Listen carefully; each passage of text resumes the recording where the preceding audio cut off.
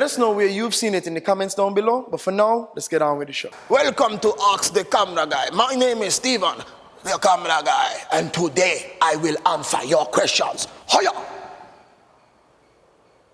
I think you should use that. I think that's it. That's the take. Shirley, listen. You might not be as progressive as I think you are. Run it. Run the jewels.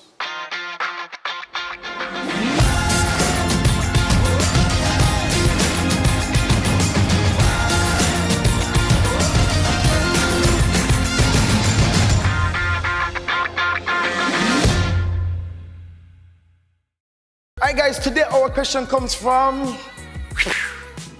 I did that sound effect myself, so Shirley wouldn't have to do it in post. From Nala, and Nala asks, I don't have much camera experience. I have a Sony Alpha 6000 with 55 to 210 millimeter lens and a 16 to 50 millimeter lens. So she has a wide angle lens and she also has a telephoto. My son's indoor basketball gym pics. It's game? Let's go again. My son's indoor basketball gym pics come out dark when I shoot shutter speeds up about around 200 to 500. I do this to decrease motion blur. When I use sports mode on the camera, the detail is gone because the camera uses a really high ISO. I still see motion blur. I don't want to spend a lot of money and buy a sports lens, so can you tell me exactly what I should do to try to circumvent this problem? I will buy some gear, but I'm not looking to spend more than $1,000. All right, so let's answer this question, and I don't think we have to spend a lot of money at all. So let's look at the first thing. The reason why you're getting dark pictures is because you're probably in a very dark gym and you're using a very high shutter speed, which is counterproductive to working in a dark gym, right? If you're working in a dark place, you want your shutter speed to be at the minimal, at the slowest that it could possibly be without getting motion blur. Now, the problem is you're shooting something that moves very, very fast. So you're shooting moving subjects that are moving hundreds of miles per hour with a single swish, right? I'm joking, nobody moves 100 miles an hour except Bolt. No, he doesn't move at 100 miles per hour.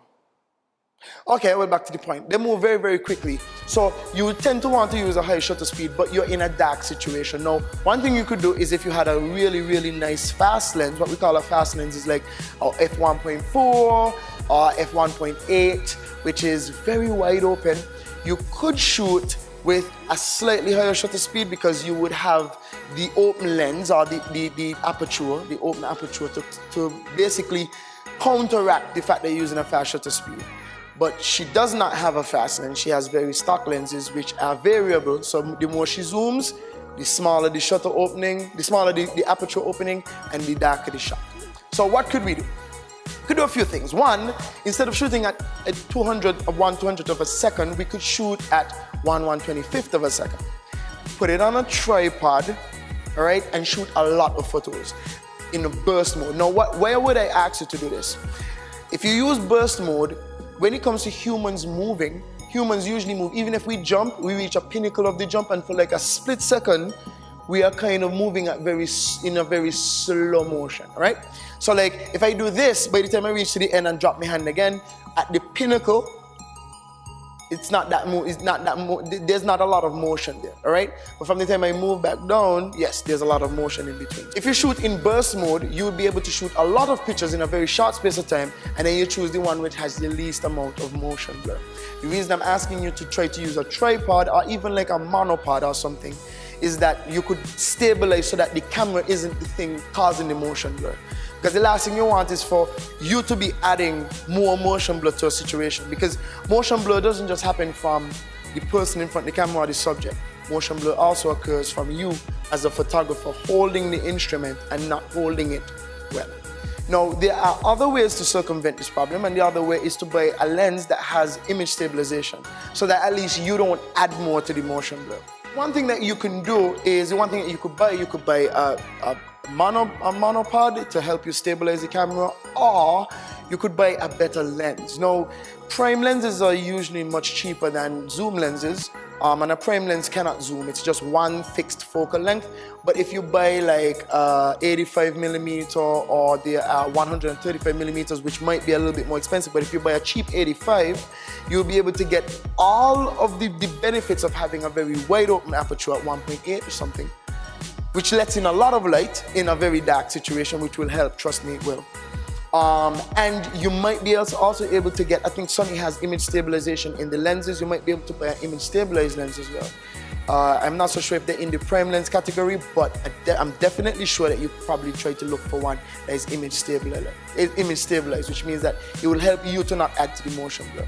But I would suggest to you, if you don't buy anything at all, get as close to your son or get as close to the action as possible and shoot maybe a little wider than you would normally shoot, just to make sure that you don't affect the image with your own movement, all right? It's one thing you want to do. Shooting at 1/125th could help, which means you have to go in manual mode. The only thing I could tell you about manual mode, I mean, every camera is different, but try to find where your aperture is, where your shutter speed is, and where your ISO is. Bump the ISO up to 1600, 800, and use the smallest aperture that you could use. With these lenses that she gave us, the lowest apertures that she could use is f4, f4.5, somewhere in that general vicinity. Crank it down to the minimum, or if you're going to be shooting zoomed in, it's going to be at 5.6, you can't help it. It's a variable aperture lens. But if you want to get pictures of your son playing ball, I'm not saying that your percentage of success is going to be particularly high, because that's why we spend a lot of money on lenses and glass that could, function in high performance in these very scenarios. Good glass or good lenses, they cost money. Good lenses also take a lot of money to manufacture. So you cannot, you're not going to be taking, I'm not going to promise you're going to be taking any professional images, but you might just get a couple images that you could use. So keep your expectations low and try your very best. If it is that you want nice pictures of your son, maybe one thing that you could do is set up a photo shoot outside in the open, because most cameras function really, really well with a lot of light, okay? You can't beat it. There's nowhere to get around it. The quality of light dictates the quality of the shot that you're taking. If you're taking a shot in a very dimly lit room, it's not gonna be as good as if you had a very brightly lit room, okay? Your camera doesn't have that much options, you're taking subpar images, and so on. One other thing that I would suggest is get out of the automatic modes, because the automatic modes don't function for what your situation is. They function based on the programming of the camera, all right, which is not a human being. Like, a camera is not going to be able to tell the difference between a gymnasium and, I don't know, the inside of a dark room. It's really looking at light factors and so on. But if you could get into your manual modes and just make sure your aperture is at the smallest number that it could be, and that your shutter speed is the little 1/125, that works. And then the ISO literally max ISO, you can't miss it, is at 800 or 1600. It will come out a little grainy, but it's better than having a dark picture that you cannot use. Because if you have a dark picture and you try to bump it up in post, it's going to get grainy anyway. And it's going to get even more grainy than if you had it set with a high ISO in the beginning. So I do hope this helps. It's a lot of information. I could see my producer behind here saying, "Oh my God, Stephen!" But at the end of the day, I have to try to answer you guys' questions as best I can. If you're gonna use the automatic modes, you could use the automatic modes when you have a lot of light. Most cameras work beautifully in the daytime in automatic. Beautifully. Do I use automatic?